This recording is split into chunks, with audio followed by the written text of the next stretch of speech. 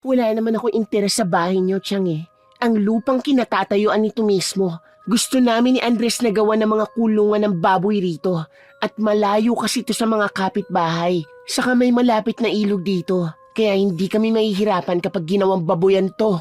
Dalawa lang na magkapatid sina Luciano at Virgel. Pinag-iba lang sila ng estado sa buhay nang tumanda na sila. Ngunit hindi nagbago ang pakikitungo nila sa isa't isa. Pareho silang nandyan lagi sa bawat isa kahit nagsipag-asawa na sila. Si Luciano ay kilalang may kaya sa kanilang lugar. Umangat ang buhay nito dahil na rin sa tulong ng kanyang asawa na napakamadiskarte at masipag din sa buhay na pumanaw naman ng isilang ang anak nilang si Manuela. Sina Luciano naman at ang asawa na si Helena ay hindi na nabiyayaan pa ng anak. Kaya't ang buong buhay nila ay inilaan na lang nila sa pagtatrabaho. Sila ay binigyan ng pribilehiyo ni Virgel na magtrabaho sa lupain nito at mag-asikaso sa bigasan at kuprahan niya. Mas may tiwala kasi si Virgel sa kapatid kesa sa anak nito na si Manuela na walang ibang ginawa kundi ang gumala at magwaldas lang ng pera. Isang umaga, habang nasa bukid si Luciano, abala naman si Helena sa bigasan kung saan nagbibilang at hinahandang ipasasahod sa mga trabahador ng araw na yun. Biglang dumating si Manuela kasama ang mga kaibigan nito. Lumapit ito at ngumiti ng nakakaloko habang papalapit sa tindahan. Chang, magandang umaga. May kita na po ba? Aalis kasi kami ng mga kaibigan ko ngayon at kailangan ko ng pera. Nako Manuela, wala pa at maaga pa kasi. Ang perang nandito ay pasahod ng tatay mo sa mga trabahador ngayong araw. Akin na yan, meron naman pala tapos sasabihin nyo wala. Pasahod kasi ito sa mga trabahador at magagalit ang tatay mo kapag kinuha mo to. Kaya nang gawa ng tatay ng paraan yan. Akin na at aalis na kami ng mga barkada ko. Nagmamadali kami. Nakipagtalo at agawan pa si Helena sa anak ng bayaw niya, ngunit wala itong nagawa ng sapilitang kunin ni Manuela. Buong araw na hindi mapalagay si Helena. Hindi niya alam kung paano ipaliliwanag sa mga tao na wala silang sasahurin ng araw na yun. Gayon din kung paano niya sasabihin kay Virgel ang ginawa ng anak niya. Alam niya kasing masesermo na naman ni Virgel ang anak. Ayaw na kasi sana ni Helena na pagalitan na naman ni Virgel si Manuela dahil mas lalong lalayo ang loob nito sa tatay niya. Ngunit nakaabot kay Virgel na hindi nakatanggap ng sahod ang mga tao ng araw na yon, kaya't ipinatawag niya si Helena sa bahay niya para tanungin ang tungkol dito. At doon na nga sinabi ni Helena ang totoo na sa pilitang kinuha ng anak niyang si Manuela ang pasahod para sa mga tao. Habang nag-uusap naman sina Virgel at Helena, dumating naman si Manuela na nakainom. Nandyan pala kayo, tay, tiya. Akyat muna ako at napasobra kami ng mga kaibigan ko kanina eh. Talagang sumusobra ka na. Kinuha mo ang sahod ng mga trabahador natin para lang ipang-inom? Nasisiraan ka na ba talaga ng bait bata ka? Napakaliit na halaga lang nun, tay. Kinagagalit nyo agad. Kung para sa'yo, maliit na halaga lang yun, Manuela. Para sa kanila, malaki yun. Dahil masaya sila at kontento dahil alam nilang pinaghirapan nila ang perang yun. Puro kay sermon. Dami nyo sinasabi. Di bigyan nyo sila ng sahod bukas. Dami nyo naman pera, di ba? Mas mabuti pa kayo sa ibang tao kaysa sa akin na anak mo. Dahil pinaghihirapan nila ang pera na yun. Hindi kagaya mo na kumukuha lang ng pinaghihirapan ng iba. Alam mo kung anong tawag sa'yo? Pabigat at batugan. Nakakahiya. Anak pa naman kita. Kuya, tama na yan. Ang puso mo. Hindi, Helena. Sumusobra ng batang to eh. Hoy, Manuela! Bumalik ka rito, huwag mo kong talikuran! Umakyat na sa kanyang kwarto si Manuela at hindi na pinakinggan ng ama. Pinakalma naman muna ni Helena si Virgel bago ito umuwi ng kanilang bahay. Habang naglalakad pa uwi si Helena, naisip niya ang kalagayan ni Virgel na may anak nga siya, ngunit wala namang pagpapahalaga sa kanya at sa mga ginagawa niya. Habang nasa malalim siyang pag-iisip, hindi niya namalayang nakasalubong na pala niya ang asawang si Luciano na sumundo pa sa kanya dahil gabi na at wala pa siya sa bahay. Kahit mapagod na rin ito galing sa trabaho sa bukid. Nagtataka naman si Luciano kung bakit parang malungkot ang asawa na kahit tinatawag niya ay parang wala itong naririnig. Kaya't nilapitan na lang niya ito. Nagulat naman si Helena nang tapikin na siya ng asawa. Tinanong siya nito kung bakit tila wala ito sa wisyo dahil kanina pa niya ito tinatawag ngunit hindi naririnig. Malungkot lamang na tiningnan ni Helena ang asawa at doon na nga niya ikinwento rito ang nangyari sa bahay ng Kuya Vergel niya at ang ginawa ni Manuela. Hindi talaga lahat ng bagay nakukuha ng tao, no, Luciano? Naaawa ako para kay Kuya. Nasa kanya nga ang lahat ng yaman. Pero malungkot naman siya. Wala na ngang asawa tapos ang anak, napakapasaway pa. Naisip ko nga rin yan eh. Lalo na kapag nawala si Kuya at si Manuela nang humawak ng lahat. Kapag hindi siya nagbago, posibleng mawala lahat ng pinaghirapan ng tatay niya. Ipagdasal na lang natin na gabayan ni Kuya at linawan ng Diyos ang puso at isip ni Manuela. O siya, tama na yan. Umuwi na tayo para makakain na. May nag-birthday kasi kaming kasama kanina at nagdala ng pagkain ng asawa. Ito at dinala na kita at di na ako kumain doon para sabay na tayong kumain sa bahay. Mabuti naman para hindi na ako magluto at maaga rin tayong makapagpahinga. Simple lang naman ang buhay para sa mag-asawa. Dahil wala naman silang anak, sapat na sa kanila ang makaraos sa araw-araw lalo na't may edad na rin sila pareho. At dahil ang kuya ni Luciano na si Vergel ang nagbibigay sa kanila ng hanap buhay, ganun din ang sapat na makakain sa araw-araw. Talagang pinagbubutihan nila ang mga pinapagawa ni Vergel sa kanila. Kinabukasan, gaya ng nakasanayan, maaga silang gumising para maagang makapasok sa trabaho. Tuwing Sabado at Linggo lang talaga ang bakante nila at yun din ang araw na nagtutulungan silang mag-asawa na mag-ayos at maglinis ng kanilang bahay. Naniniguro rin kasi ang dalawa sa pag-iimbak ng pagkain lalo na ang bigas para kung sakaling magkasakit sila ay may makakain pa rin silang mag-asawa kapag hindi sila makapagtrabaho.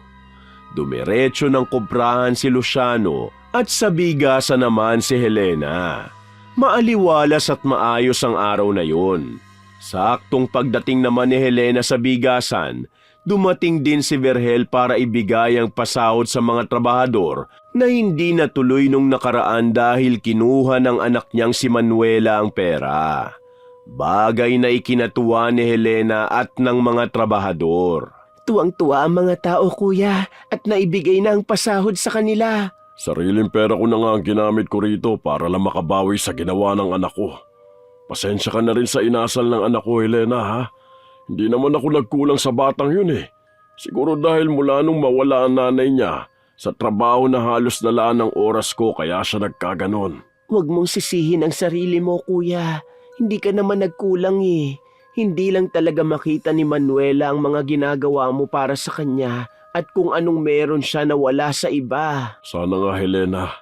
Teka, may tubig ba riyan? Bigyan mo nga ako at nauuhaw ako. Parang nahihirapan din ako huminga eh. Napapansin kong parang namamayat ka na nga, Kuya. Nananamlay ka rin, tsaka yung sugat mo sa paa. Ang tagal na niya na, hindi pa rin gumagaling. Masyado kasing maraming ginagawa kaya hindi ko na mapagtuunan ng pansin kahit na ang magpatingin sa doktor. Pauupuin pa lang sana ni Helena at aabutan ng tubig si Vergel nang biglang napahawak na ito sa dibdib at nahirapang huminga. Dahilan para bumagsak sa sahig. Sa gulat naman, nabitiwan ni Helena ang hawak na tubig at humingi ng tulong sa mga trabahador nila. Agad na sinugod sa malapit na pagamutan si Vergel. Agad ding sumunod si Luciano nang malaman ang nangyari sa kuya niya. Ilang oras silang naghintay sa sasabihin ng doktor kung ano ang nangyari. At makaraan nga ang ilang oras, isang hindi magandang balita ang nalaman nila. May diabetes si Vergel at malala na ito. Nagkaroon na siya ng maraming komplikasyon dahil hindi nito naagapan na maaga at tinitiis lang ang nararamdaman. Hindi lang din pala sugat sa may paa ang meron nito, kundi meron din sa ibang bahagi pa ng kanyang katawan. Sinabi nila ito kay Manuela, subalit sa halip na mag-alala, ay kaswal lang nitong sinabi na bahala na sina Luciano na mag-alaga sa kanyang ama. Paano mo nagagawang sabihin yan, Manuela? Anak ka niya, kaya't natural lang na ikaw ang mag-alaga sa tatay mo. Ayoko nga po. At saka hindi ko kayang humawak sa mga sugat niya. Nakakadiri. Total, siya naman ang nagpapasweldo sa inyo ni Chang. Eh di kayo mag-alaga. Doon muna ako sa kaibigan ko. Uuwi lang ako rito kapag kailangan ko ng pera. Sige na, at aalis na ako. Bahala na kayo sa kanya. Saan ka pupunta? Sandali, Manuela! Manuela! Napakabastos na bata talaga. Napakawalang kwentang anak. Hayaan mo na, Luciano. Wala na tayong magagawa sa ugali ng pamangkin mong yan. Ako na lang ang mag-aalaga kay kuya at maghahanap na lang tayo ng mapagkakatiwalaan na pwedeng magbantay sa bigasan. Kakausapin ko na muna si kuya. Alam kong mahihiya yun lalo na sa'yo. Pero ako na bahalang magpaintindi. Nang malaman ni Vergel ang kalagayan niya at ang sinabi ng anak, nanamlay siya at nanlumo ng husto. Hindi rin ito pumayag na si Helena ang mag-asikaso sa kanya at kukuha na lang siya di umano ng mag-aalaga sa kanya. Ngunit nagpumilit ang kapatid niyang si Luciano. Sa isip-isip kasi nito, mas lalala ang kalagayan ng kapatid kapag walang pamilyang nakapaligid sa kuya niya at nakakausap. Kalaunan ay nakumbinsi rin ni Luciano ang kuya niya. Mula nang makalabas si Vergel sa pagamutan, maaga nang pumupunta si Helena sa bahay nito. Mga kalahating oras na lakaran din kasi ito mula sa bahay ng mag-asawa. Hindi na nga umuwi si Manuela mula nang malaman niya na may sakit ang ama. Bagay na ikinalungkot ng husto ni Vergel. Lalo na't hindi na siya makakilos at na-stroke na nga rin siya dala ng komplikasyon ng kanyang sakit. Subalit kahit papano, nakakapagsalita pa naman siya. Napaiyak na lang siya isang umaga habang nililinisan bago pakainin ni Helena. Nahihiya ako sa inyo ni Luciano, Helena. Hindi nyo dapat ginagawa ito. Si Manuela dapat ang nag-aasikaso sa akin pero mas inuna pa niya mga kaibigan niya kaysa sa akin. Kuya, hindi ka dapat mahiya sa akin o sa amin ni Luciano. Pamilya tayo kaya wag mo nang isipin yun. Bagay na dapat naiisip din sana ng anak ko pero walang halaga sa kanya kundi ang kung anong meron lang ako. Kaya napagpasyahan ko na habang maaga pa. Sa inyo ko iiwan ni Luciano ang bahay at ang kuprahan pati na ang bigasan. Iiwanan ko lang ng pera si Manuela. Hindi ko maaaring iwan sa kanya ang bahay pati na ang kabuhayan namin. Dahil alam kong pababayaan niya lang din. Ayoko madamay ang mga trabahador sa kapabayaan ng anak ko. Pero kuya, hindi mo naman kailangan gawin yun. Sapat na sa amin ni Luciano na may makakain at matitirhan kami. Tutal wala naman kaming anak. Wala akong tiwala sa anak ko, Helena. Pinaghirapan ko mga yung pati itong bahay. Ang dami kong alaala rito sa asawa ko. Kaya pakiusap, palagaan ninyo. Ipinalipat nga ni Vergel ang mga kabuhayan niya pati na ang bahay sa kapatid na si Luciano. At iniwanan lang ng pera ang anak na si Manuela. Makalipas ang ilang linggo, pumanaw rin si Vergel dahil sa atake sa puso. Sa pagkamatay rin ito, bumagsak ang negosyo dahil sa gasto sa pagpapagamot sa kanya. Ngunit hindi na inisip yun ni Luciano at Helena dahil sanay naman na sila sa kung ano lang ang meron. Nang iburol na si Vergel, sakalang bumalik itong si Manuela. Subalit hindi para makiramay, kundi para itanong kung ano ang iniwan ng tatay niya sa kanya. Nalaman din kasi niyang bumagsak ang kabuhayan nito, kaya't hindi na siya nakialam. Dahil wala rin naman siyang alam sa pagpapatakbo nun. Ganyan na ba katigas ang puso mo, Manuela? Nakaburo lang nga ang tatay mo pero wala ka pa rin ibang iniisip kundi ang kung ano mapapakinabangan mo sa kanya. Anong klaseng anak ka? Luciano, kumalma ka, baka ikaw naman ang mapano. Tiyo, ano bang gusto nyo? Ang maglupasay ako dahil patay na ang tatay ko? Hindi ko nga naranasan na maging magulang siya sa akin dahil puro siya trabaho. Sinanay niya ako na makontento sa kung anong naibibigay niya. Kaya heto ako ngayon. Iha, magkaroon ka naman sana ng konsiderasyon kahit ngayon lang. Wala po kayong aasahan sa akin. Huwag niyo pong patagalin ang lamay niyan dito sa bahay. At ayoko nang naiistorbo ko ng tulog. At ayoko na maraming tao na hindi ko kilala ang pumupunta rito sa bahay. Napailing na lang sina Luciano at Helena gayon din ang mga nakarinig na bisita. 3 araw lang binurol nila Luciano ang kapatid at pagkatapos ay inilibing na nila ito. Hindi pa rin sumama si Manuela. Umalis ito kasama ng mga kaibigan niya sa halip na unahin ang libing ng kanyang ama. Inakala ni na Helena at Luciano na hindi na babalik si Manuela matapos nitong makuha ang perang iniwan ng ama niya. Ngunit 1 linggo pa lang ang lumipas, bumalik na ito dahil ubos na ang pera at may kasama pa itong lalaki at ang sabi kasintahan niya. Kahit na binigay na sa mag-asawa ang bahay, hindi naman magawang itaboy ng 2 matanda ang dalagang pamangkin sa pag-asa na darating din ang araw na magbabago ito at makikita ang pagkakamali niya. Manuela, hanggang kailan ka na naman dito? Kayo ng nobyo mo. Hindi na ako aalis dito. Dito na kami titira ni Andres. Dahil wala na akong pera at wala na ring trabaho to si Andres. Gusto kong ibigay niyo sa akin ang kikitain ng koprahan at ng bigasan mula ngayon. Ano pinagsasasabi mo? Alam mo bang bumagsak yung koprahan at bigasan na magkasakit ang tatay mo? Sariling ipon namin ang ginamit namin para bumalik lang yan sa dati. At itong bahay, nakasangla pa to at kami na nagbabayad mula nang ibigay ito sa amin ng kuya. Tapos ngayon kukunin mo na lang basta? Oh, kayo na mismo nagsabi na binigay. Ibig sabihin, hindi talaga sa inyo. Ang kakapal niyo naman mang-angkin ng hindi sa inyo. Kung tutuusin, mas higit na may karapatan ako kasi ako ang anak at mga sampid lang kayong mga matanda kayo. Abay talagang napakawalang modo mong bata ka! Huwag, Luciano. Baka ikaw naman ang mapano.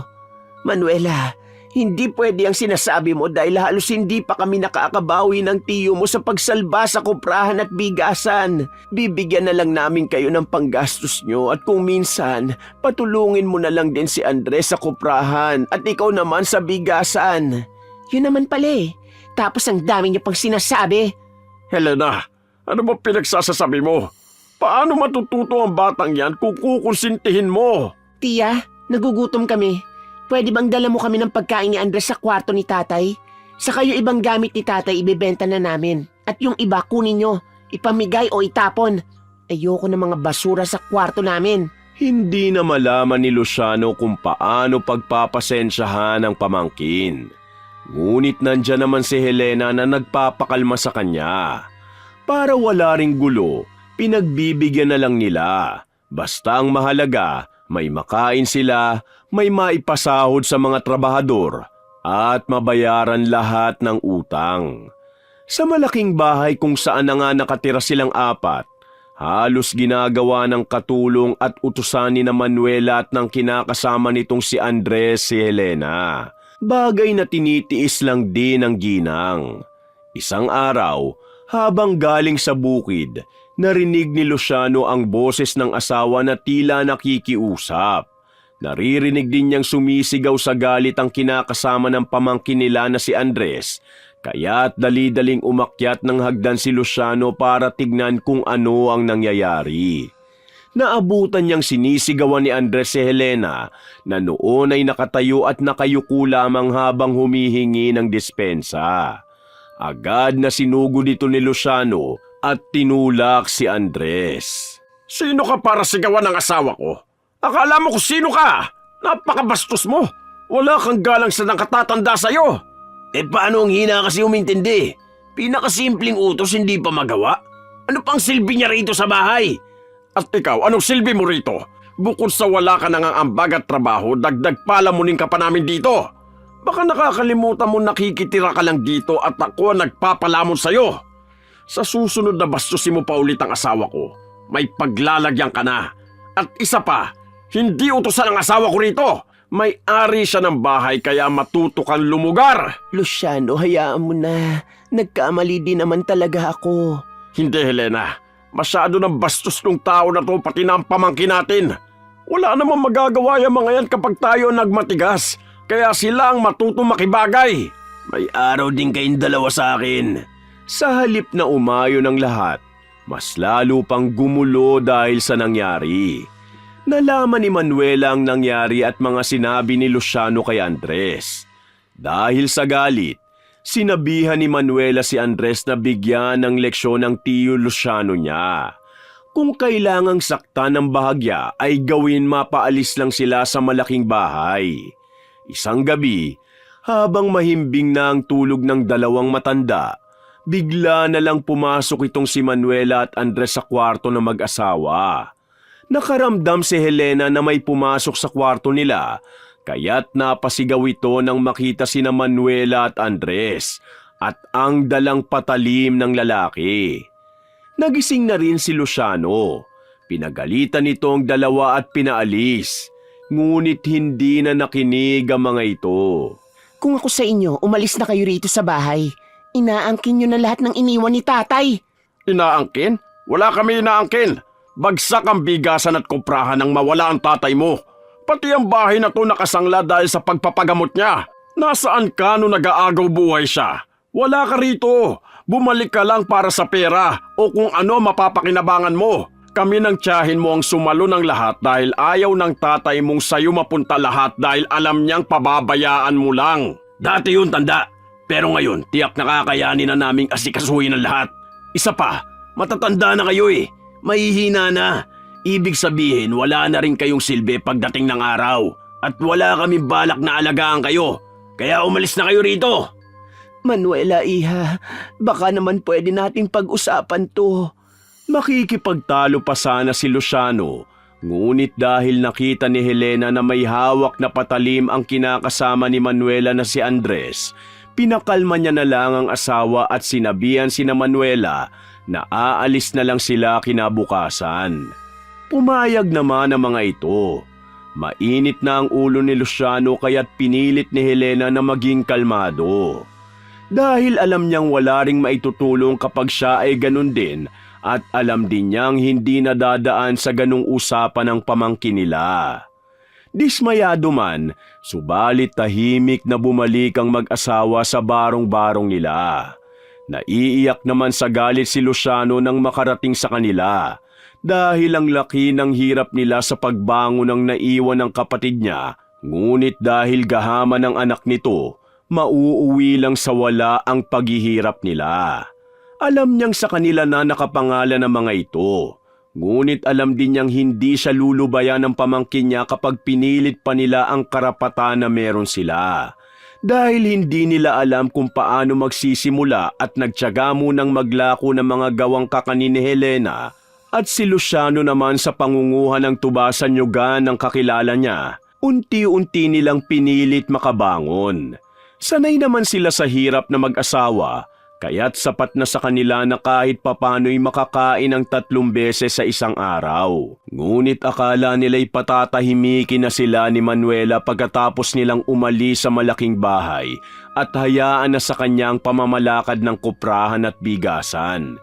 Subalit hindi pala, dahil maging ang lupang kinatitirikan ng bahay nila ay gusto rin itong makuha. Manuela naman, wala na kaming ibang mapupuntahan ng tiyo mo. Binigay na nga namin sa iyo ang kuprahan, gayon din ang bigasan at ang bahay. Huwag naman pati itong barong-barong namin pagdidiskitahan mo pa.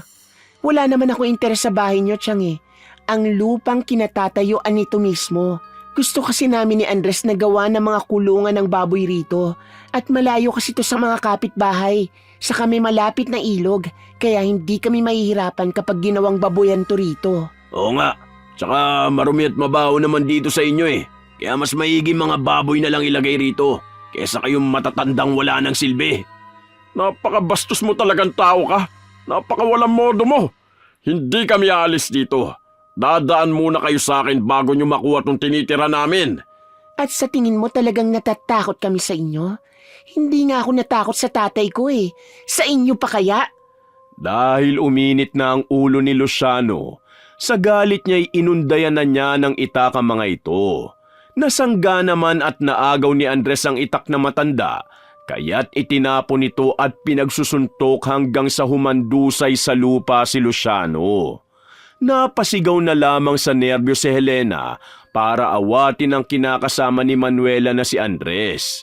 Hindi na halos gumagalaw si Luciano dahil sa ginagawa ni Andres sa kanya. Kaya't sa labis na pag-aalala, kumuha na ng matigas na kahoy si Helena at pinagahampas ito kay Andres. Inawat na ni Manuela si Andres at sinabihan na umalis na sila. Hindi halos matigil ang pag-iyak ni Helena sa sinapit ng asawa. Duguan ang mukha ng matanda na noon ay wala na ring malay. Humingi ng tulong si Helena para madala ang asawa sa pagamutan. Bumagsak naman ang balikat niya nang malamang nagka-mild stroke ang asawa dahil sa ginawa sa kanya. Hindi na sinumbong ni Helena sa mga pulis ang nangyari sa asawa niya dahil para sa kanya may mas tamang parusa para kay Manuela at sa kinakasama nito. Malungkot na inuwi ni Helena ang asawa sa bahay nila. Hindi na ito nakakalakad at hirap na rin sa pagsasalita. Nang sumapit ang gabi kung saan tahimik at payapa ang paligid, sinimula ni Helena ang bagay na matagal niya nang tinalikuran. Ang panggagaway. Patawarin mo ako, Panginoon, sa gagawin ko. Pero ito lang ang alam kong paraan para makaganti kami ng asawa ko at para turuan din ang leksyon ng anak ni Kuya Vergel. Nilabas ni Manuela ang mga gamit na kailangan niya. Nagsindi siya ng itim na kandila at sinimulang gawin ang itim na orasyon. Dito niya na binigyan ng sumpa sina Manuela at Andres. Walang lunas na sakit para kay Manuela at buong buhay na kamalasan para kay Andres. Galing sa angkan ng mga manggagaway si Helena, subalit di gaya ng mga angkan at ninuno niya, hindi niya basta kinukulam o binibigyan ng sumpa ang isang tao kung sa tingin niya ay hindi ito karapat-dapat. Batid din niyang masama ito, kaya't piling tao lang din ang ginagawan niya ng ganito. Matapos niyang gawin ang ritual at maipalipad hangin na ang sumpa kina Manuel at Andres, pumasok na siya sa kwarto nilang mag-asawa. Umiiyak siyang niyakap at hinalikan ang asawa sa noo. Pinalipas muna ni Helena ang 3 araw kung saan alam niyang tatalab na ang sumpang ginawa niya. At nang dumating na nga ang 4 araw, sinadyang dumaan ni Helena sa bigasan dala ang mga paninda niyang kakanin. Nakita niyang nagtatalo sina Andres at Manuela. Napapansin na rin niyang nananamlay ang mukha ni Manuela at may mga pantal na ito sa braso at mukha. Palihim na napangiti si Helena dahil alam niyang tumatalab na ang sumpang ginawa niya. Kada dadaan siya sa malaking bahay at sa bigasan, pasimple siyang nagpapalipad ng orasyon para pabilisin ang epekto at mas palalain ang kalagayan ni Manuela. Lumipas nga ang ilang buwan, nabalitaan na lang ni Helena na nagkasakit ang kanilang pamangkin na si Manuela ng malala. At nakarating na rin ito sa kaalaman ni Luciano. Helena, dumaan kanina yung trabahador ni Kuya. Ang sabi niya nalulugi na raw ang kuprahan at ang bigasan dahil nauubos na sa pagpapagamot ni Manuela. May malalang sakit daw at may kung anong tumutubo sa katawan. Kung saan-saan na raw doktor nagpunta, hindi pa rin daw gumagaling. Baka kagaya lang din ang sa tatay niya yan. Huwag mo nang isipin at kasama naman niya si Andres. Aalagaan naman siguro siya nun. Lagi nga raw nagtatalo dahil wala nang maibigay na pera yung si Manuela. Palagi kasing nagsusugal yung loko-loko. Talo naman palagi. Karma na nila yan, lalo na ni Manuela. Hayaan mo na sila, Luciano. Ang isipin mo ay ang sarili mo. Ikaw na nga ang nagsabi, lahat ng ginagawa natin ay babalik din sa atin. Maigi na yung maranasan din ni Manuel ang pinaranas niya sa ama niya. Dumating na nga sa punto na nagsara na ang koprahan at bigasan. Iniwan na rin ni Andres si Manuela at ang tanging naiwan na lang nakasama ni Manuela ay ang personal na tagapag-alaga niya na si Miranda, na sumuko na rin dahil sa masamang ugali ni Manuela. Wala na rin itong maipasahod sa kanya kaya nagpasya na siyang umalis na sa malaking bahay. Ngunit dahil naaawa pa rin siya rito, naghanap siya ng malapit na kamag-anak nito at natuntun nga niya sina Luciano at Helena sa maliit na barong-barong na mga ito. Tao po! Tao po! Helena, may tao yata sa labas. Oo, naririnig ko. Heto at lalabas na. Dito po ba ang bahay ni Mang Luciano at Aling Helena? Oo, kami nga. Anong kailangan nila?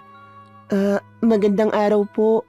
Ako po yung personal nurse ni Ma'am Manuela. Kaso umalis na po ako. Hindi ko na po siya kayang alagaan eh. Iniwan na rin siya ni Sir Andres. Wala na rin po siyang pansahod sa akin kaya umalis na po ako doon. Mag-isa na lang po siya sa malaking bahay. Kaawa-awa po ang kalagayan niya. Halos butot balat na po at puro sugat ang katawan. Sige po, yun lang po ang sadya ko rito. Gusto ko lang ipaalam sa inyo bago ko umalis. Nagpaalam si Helena sa asawa na pupuntahan niya si Manuela. Ayaw pa nga sana ni Luciano, ngunit kalaunay nakumbinsi rin ito ni Helena. Nang hapong din yun, pinuntahan ni Helena ang pamangkin. Nagdala ito ng mainit na sopas. Tahimik ang malaking bahay nang makarating siya. Ang ilan sa mamahaling bagay na naroon ay wala na. Duda niya ay binenta na. Nang umakyat na siya sa kwarto at buksan ang pinto, napakadilim nun. Naulinigan naman ni Manuela na may ibang tao kaya tinanong nito kung sino ang naroon. Ako lang to, Manuela. Tia, ano pong ginagawa niyo rito? Nagpunta ang nurse mo sa bahay. Aalis na raw siya. Iniwan ka na rin daw ni Andres kaya mag-isa ka rito at may sakit pa. Teka, bubuksan ko muna ang ilaw at ang dilim. Hindi, wag. Nagpunta lang ba kayo rito para makita kung paano na ako naghihirap? Heto na oh, kinarma na ako sa mga nagawa ko sa inyo ni Tio at kay Tatay. Masaya na ba kayo? Ayaw ng Tio Luciano mo na pumunta ako rito. Pero nagpumilit ako kasi nag-aalala ako sa kalagayan mo. Umaasa ako na merong pagbabago sa iyo pero kahit yata anong gawin naming mabuti, pati na ng Diyos sa iyo, wala pa ring magbabago. Heto, may pagkain akong dinala. Iiwan ko na lang dito. Paalis na sana si Helena nang tawagin siya ni Manuela. Umiiyak ito at humihingi ng kapatawaran sa lahat ng nagawa niya, pati na ang pagkukulang at mga kasalanang nagawa niya sa kanyang ama at ang mga pagkukulang niya rito. Nakiusap siya sa tiyahin niya na kung maaaring bumalik sila sa malaking bahay ngunit mas pinili na ni Helena na doon na lang sila sa kanila dahil hindi niya nakakayanin na alagaan pa ang bahay na yon dahil matanda na sila at sobrang laki ng bahay nila Manuela. Akala ni Manuela ay mag-iisa ulit siya sa bahay ng ama. Ngunit sinabihan siya ni Helena na isasama na siya nito sa kanila. Ilang araw din na hindi kinausap ni Luciano ang pamangkin at nainis din ito sa asawa kung bakit pa niya kinupkop si Manuela gayong napakalaki ng kasalanan nito sa kanila at sa ama niyang si Vergel. Alam ko pong malaki ang kasalanan ko sa inyo. At malaki rin ang galit niyo sa akin dahil sa ginawa namin sa inyo ni Andres at sa ginawa ko kay Tatay. Pero sana po, mapatawad niyo ako bago ako mawala. Kasi hindi ko na po alam kung hanggang kailan na lang ang buhay ko. Tio, tanggap ko na po ang kapalaran ko. Kapatawaran na lang po ang hinihingi ko sa inyo. Nasaktan ako sa mga ginawa mo sa amin, lalo na ang tatay mo. Dahil mahal na mahal ka ng kuya. Pero sinayang mo lahat ng pinundar niya para sa iyo. At sinayang mo ang pagmamahal na binigay niya. Pero bilang tiyuhin mo rin, Parang anak na rin ang turing ko sa'yo, Iha. Pinapatawad na kita. Gusto ko rin na maging payapa pareho ang puso natin bago man lang tayo mawala sa mundo. Gumaan ang puso ni Manuela sa kanyang narinig dahil kahit paano alam niyang napatawad na rin siya ng kanyang tiyo at ng kanyang ama sa katauhan ng tiyuhin niyang si Luciano. Ilang linggo lang ang dumaan na wala rin at binawian ng buhay si Manuela. Walang kahit na sino ang nakaalam sa ginawa ni Helena. Mali man ang ginawa niya, ngunit kapwa naging tama ito sa parehong pagkakataon dahil nakita ni Manuela ang pagkakamali niya at ang kahalagahan ng pamilya kahit huli na ang lahat.